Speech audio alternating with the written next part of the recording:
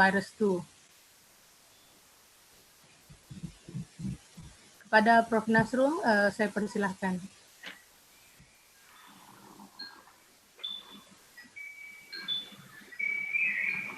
Assalamualaikum warahmatullahi wabarakatuh. Terima kasih Dr.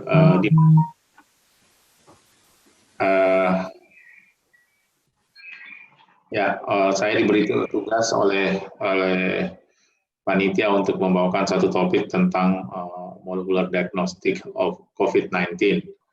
Ini saya coba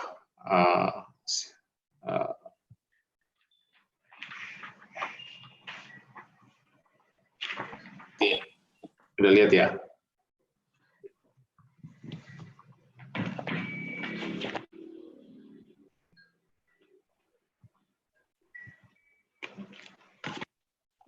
Oke.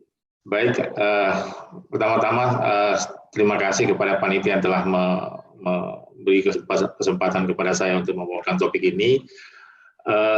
Saya kira saya sangat terbantu dengan penjelasan dari Dr. Rizalynda tadi tentang struktur daripada virus SARS-CoV-2 ini. Kita lihat ini distribusi. 2 hari lalu saya masih upload dari web WHO. Kemudian kalau kita lihat 2 hari kondisi Indonesia sudah 9 ribuan, ya, dengan jumlah kasus kematian yang sudah cukup tinggi. Saya masuk ke lihat ya, slide-nya bisa dilihat kan? Mau Iya, slide show? bisa Prof, bisa dilihat Prof. Sudah bisa dilihat Prof. Okay. Iya, sudah bisa Prof. Oke. Kalau kita lihat bahwa kasus ini muncul di Desember 2019, kemudian tanggal 10 Januari 2020 itu berhasil disequence ya virus ini, dan kalau dilihat similarity-nya ternyata dia mirip 80% dengan SARS yang terjadi di Hong Kong 2002 ya, 2002-2003, kemudian 50% saja mirip similarity dengan MERS-CoV yang terjadi di daerah Arab. Kemudian kalau kita lihat ternyata dia 90% sama dengan bat SARS-CoV yang ada. Nah, kalau kita lihat dia punya origin dan evolusinya, kita melihat bahwa SARS dengan MERS ini punya host interval, sedangkan yang SARS-CoV-2 ini ternyata tidak. Nah, ini apakah ada hubungannya dengan mengkonsumsi makanan binatang liar yang terjadi di daerah Wuhan? Kita belum tahu secara jelas, namun setelah diidentifikasi dan ternyata whole genome sequencing-nya itu hanya 80% sama dengan SARS. Nah, tadi juga Dr. Linda sudah menjelaskan karakteristik dari virus ini. Kita bisa lihat bahwa hampir 32 kilobase, ya, kalau whole genome-nya dia merupakan positive sense single-stranded RNA. Kemudian ada 27 protein, termasuk RNA-dependent RNA polymerase yang nanti kita akan banyak evaluasi untuk identifikasi, dan 4 struktural protein. Nah, 4 struktural protein inilah yang nanti kita coba lihat. Ada yang spike yang merupakan reseptor, dan kemudian ada yang envelope, ada yang matrix, dan ada yang nucleocapsid protein. Namun dari semua itu similarity untuk S-gene ini hanya kurang dari 75%, sedangkan yang lainnya itu masih sama. Ya. Kalau kita lihat, tadi juga Dr. Rizalynda sudah jelaskan bagaimana dia masuk ke dalam koreseptor, ternyata dia punya 4 koreseptor tempat masuknya virus ini ke dalam endothelial cell, yaitu sialic acid receptor, S2 reseptor, kemudian TMPRS ini dan kemudian CD147. Ini bagaimana dia masuk sesuai dengan ikatan dengan reseptor dan koreseptor untuk masuk menginfeksi ke dalam endothelial cells.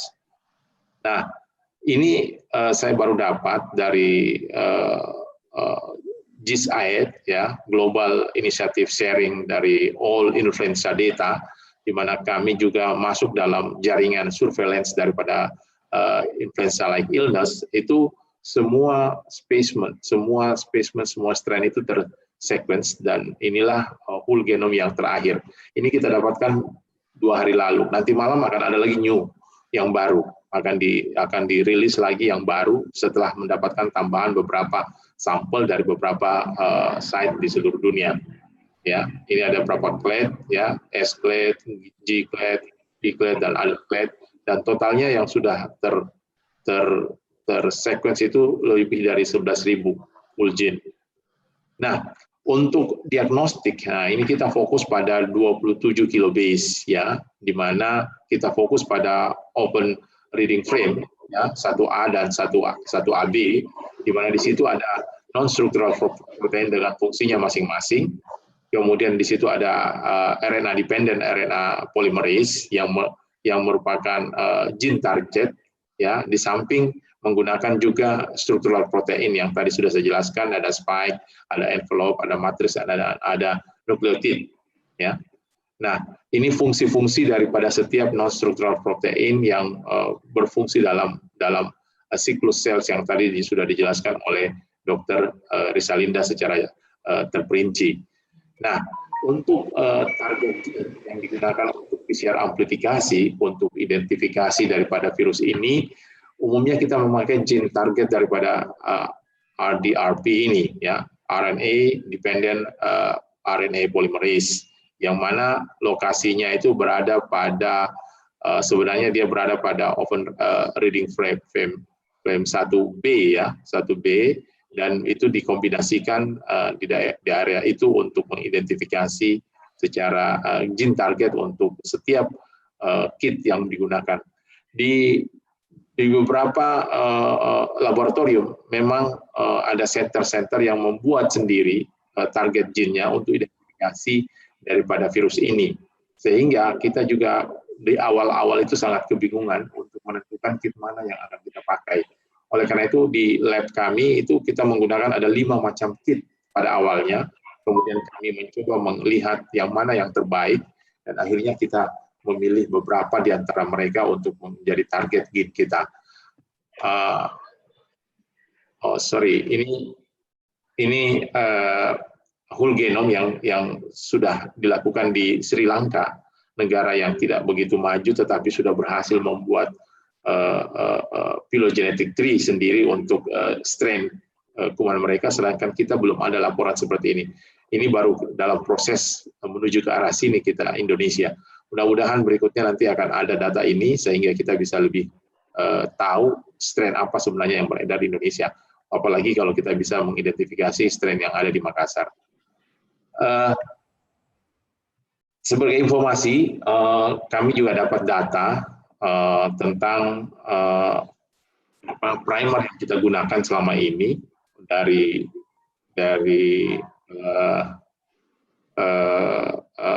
GIS-AID tadi, bahwa rupanya gen-gen yang dipakai oleh nukleotid, ya, N gene structural protein yang biasa dipakai sebagai satu kit untuk diagnostik, yang biasanya dibuat dari perusahaan-perusahaan yang berasal dari China, itu sudah banyak yang bermutasi, sehingga kita cenderung menggunakan kit-kit yang lain. Tapi sebenarnya sensitivitasnya masih termasuk bagus. Maaf, Prof. Bisa kasih full screen? Oh iya, tuh ya. Nah, kita kembali ke lab diagnostik. Awal mula daripada lab diagnostik ini adalah bagaimana kita mengcollecting daripada spesimen ini. Spesimen yang dipakai itu sebenarnya adalah yang paling bagus itu adalah bronchoalveolar lavage, ya. Tetapi kita juga bisa gunakan karena itu ada banyak reseptornya di situ di nasopharynx dan oropharynx. Namun setelah diidentifikasi, viral load yang terbanyak itu ditemukan pada nasopharynx. Awalnya kita menggunakan 2 spesimen, nasopharynx dan oropharynx, tapi kemudian karena faktor penggunaan keterbatasan kesediaan daripada flock swab, ya, Floxop atau Dacron. Ini Dacron agak lebih sakit pada pasien, tapi kalau Flop itu sangat tipis dan sangat bisa berkelok sehingga bisa mengikuti lekuk yang ada pada nasofarinx, sehingga kita bisa mengoleksi sampel dengan bagus sampai ke ujungnya. Kalau kita lihat masuknya Flop itu sampai 10 cm, kalau diukur sampai bisa masuk sampai di depan cuping telinga kita, ya, yang dicupit itu. Nah, itu harus masuk sampai ke dalam. Kalau tidak, itu kadang kita mendapatkan sampel yang negatif, false. Nah, itu kemudian kita masukkan ke dalam media transfer atau viral transfer media atau VTM, ya, Hanks media. Itu adalah mengandung semacam makanan untuk virus agar virus itu tetap hidup, dan juga antibiotik untuk membunuh flora normal yang ada di nasofarinx tersebut. Nah, itu yang kita lakukan selama ini untuk mengelok. Sebenarnya untuk mengambil ini tidak terlalu sulit, dan itu merupakan kompetensi dokter umum. Jadi semua dokter itu bisa mengambil spesimen ini untuk kemudian diperiksa.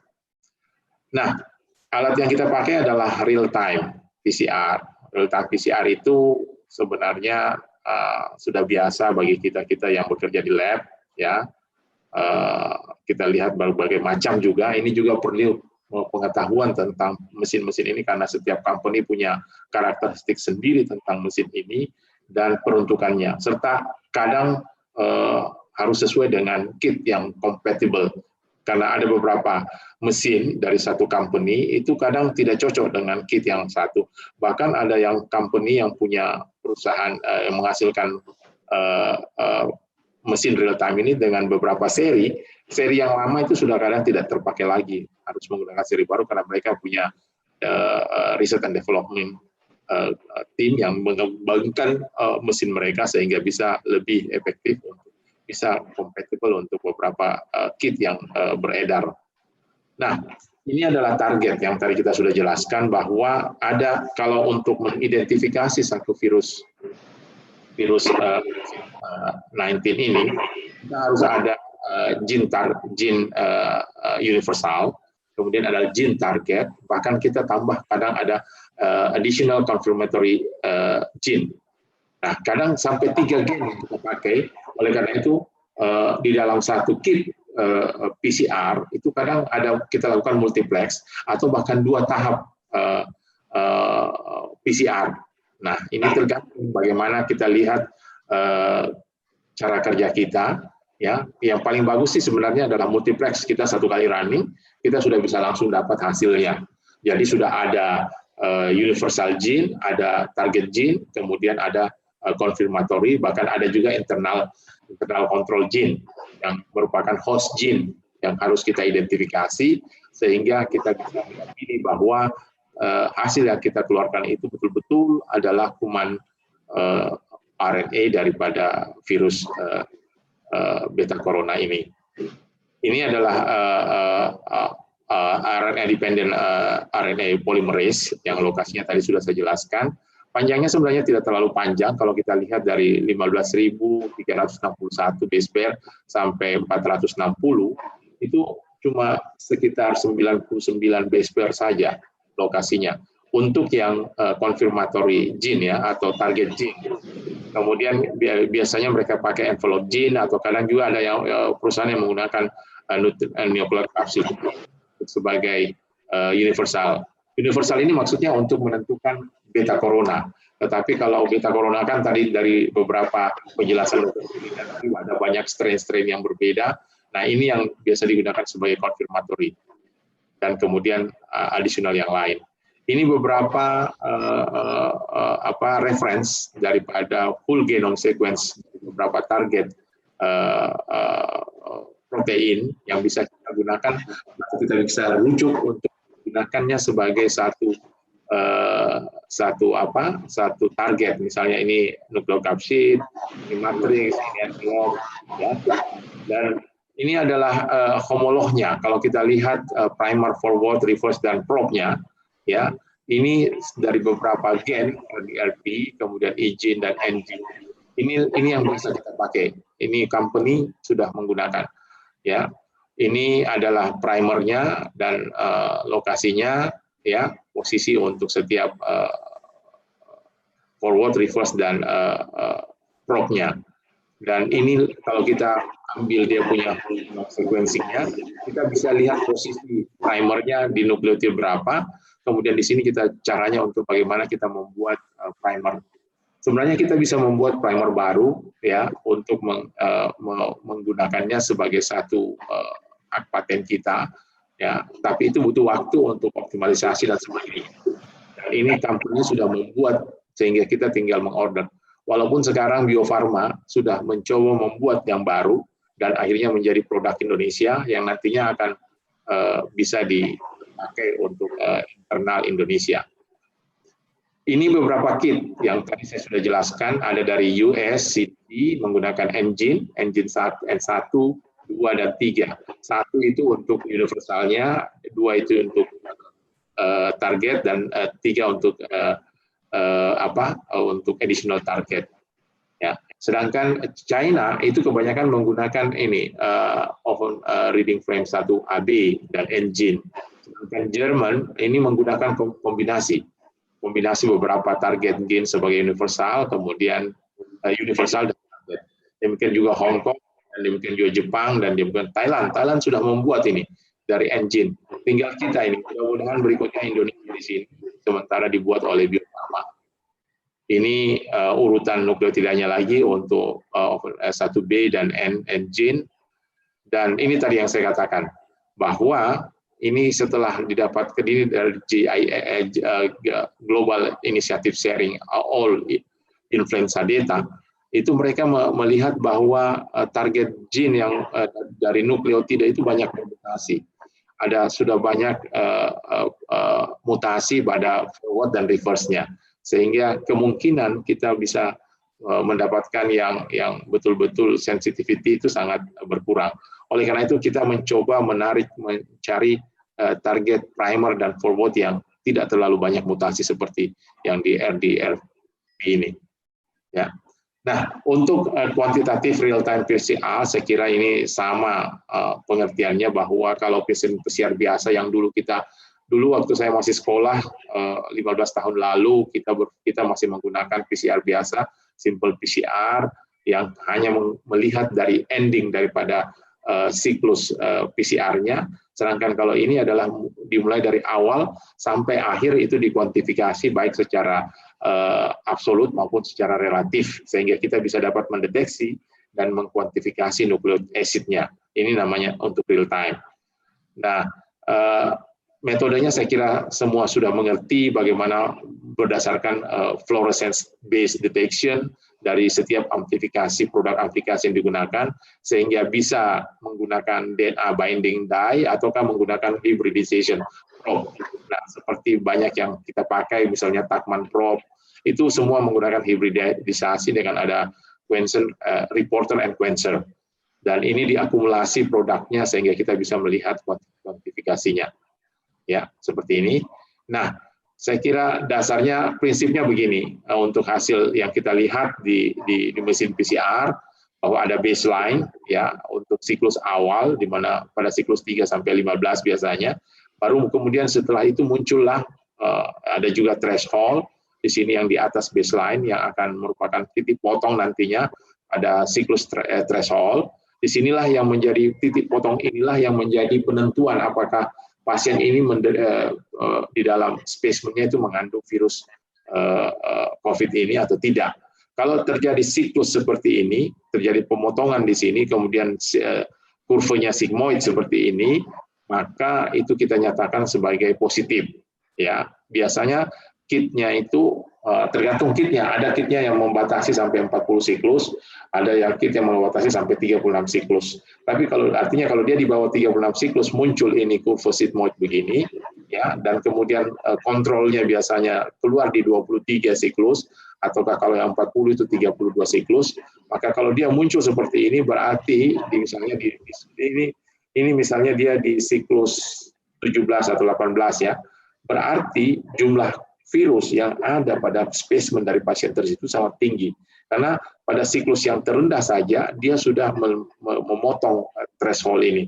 Sehingga artinya kita bisa mengatakan bahwa semakin kecil CT atau threshold cycle-nya, berarti jumlah viral load-nya itu semakin tinggi. Ya. Nah, ini ada node template control sebagai satu kontrol untuk negatif ya. Kalau tidak ada RNA atau DNA-nya, maka dia tidak akan muncul sebagai satu kurva sigmoid. Ini alurnya di mana kita sampel harus diekstraksi RNA, kemudian quality control, dan kita dapat di reverse transcript, kemudian dapat cDNA, kemudian kita set up real-time PCR-nya, set instrumen dan thermocycling-nya, kemudian kita dapat output dan analisisnya. Ini juga butuh perhatian yang besar untuk bagaimana kita melakukan ekstraksi, bagaimana kita melakukan PCR mix, kemudian menganalisis data, itu juga penting, dan itu perlu pengalaman yang betul-betul untuk menentukan sampai menghasilkan satu output. Ini kita melakukan RNA ekstraksi saja, ini banyak sekali hambatan, banyak sekali kesalahan yang bisa terjadi. Satu tahap saja kita salah, maka tahap seluruhnya akan salah. Dan kit ini juga banyak macamnya. Oleh beberapa perusahaan itu juga akan berbeda cara kerjanya dan berbeda dia punya metode dasar kerjanya, sehingga kita harus adaptasi. Ya, tapi prinsip dasarnya seperti ini. Ya, prinsipnya. Jadi sampel swab yang ada, kalau kita sudah masukkan ke dalam lysis buffer, sebenarnya dia sudah tidak infeksius lagi, ya. Tapi kita masih lakukan vortex dan inkubasi di room temperatur ini masih memungkinkan untuk terjadinya aerosol karena kita membuka. Nah, setelah itu kita tambah alkohol dan cuci dan sebagainya, itu sebenarnya sudah aman untuk kita, ya. Tapi walaupun itu tetap kita menganggap bahwa di daerah situ ada aerosol dan akhirnya kita butuhkan negative pressure. Dan kita butuhkan juga biosafety cabinet yang betul-betul standar. Dan ini adalah kit yang kita pakai, ya. Ada yang universal, ada yang maksudnya mix, dan ada juga yang step by step.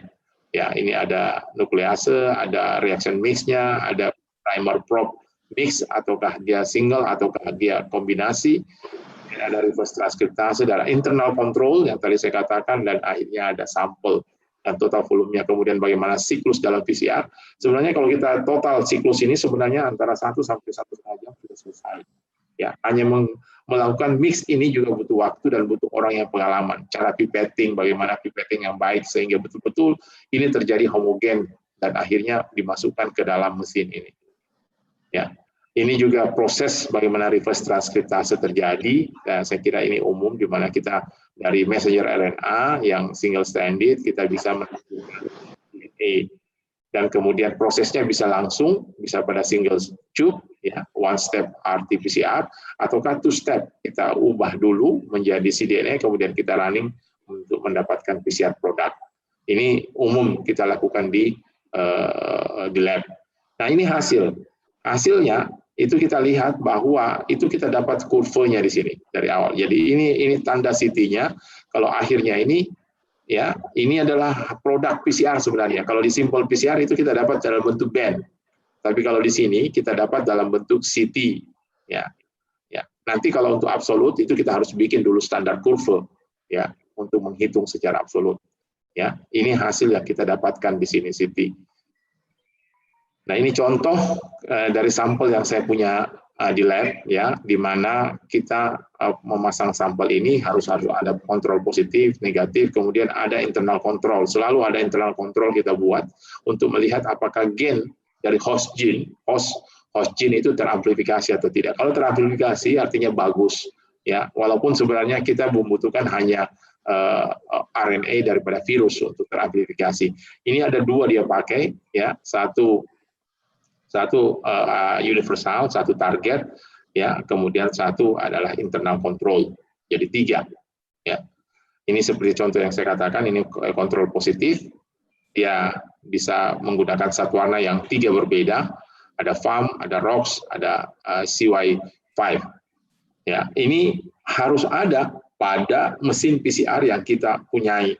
Ya, kadang mesin PCR dulu waktu pertama kali ada mesin PCR yang konvensional yang real time itu mereka cuma punya dapat FAM PAM dan Tamra untuk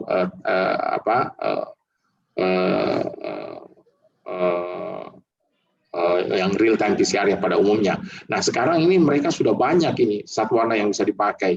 Nah, zat warna inilah yang kadang dipakai untuk mengidentifikasi beberapa target daripada universal gene ataukah target gene yang kita ingin identifikasi.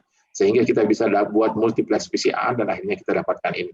Harus tiga-tiganya ada untuk menyatakan positif ini. Kalau satu saja negatif, itu artinya meragukan, kita harus ulang lagi.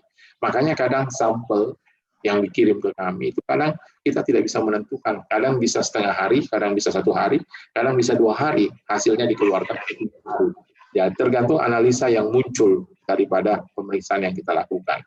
Ya, jadi saya kira itu yang ingin saya sampaikan, bahwa yang penting adalah bagaimana kita mengoptimalisasi primer probe ini untuk mendeteksi COVID-19 di Indonesia, sehingga kita tidak tergantung pada kit-kit yang ada di luar negeri. Karena terus terang memang kita kalau terjadi ketergantungan, harga mahal, maka itu juga akan berpengaruh pada produktivitas, dan apalagi kita dibutuhkan usaha untuk bagaimana mengidentifikasi secara cepat penderita, sehingga kalau semakin banyak kita kerja, semakin banyak kita identifikasi positif, dan kalau positif, selanjutnya kita bagaimana melakukan isolasi, dan kemudian setelah itu kita melakukan tracing, sehingga kasus ini bisa langsung teridentifikasi secara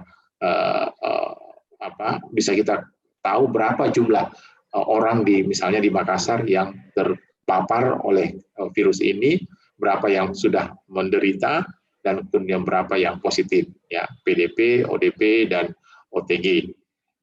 Itu semua harus dilakukan dengan pemeriksaan ini, walaupun sekarang sebenarnya pemeriksaan lain juga sudah bagus. Saya kira itu yang ingin saya sampaikan. Terima kasih atas kesempatannya.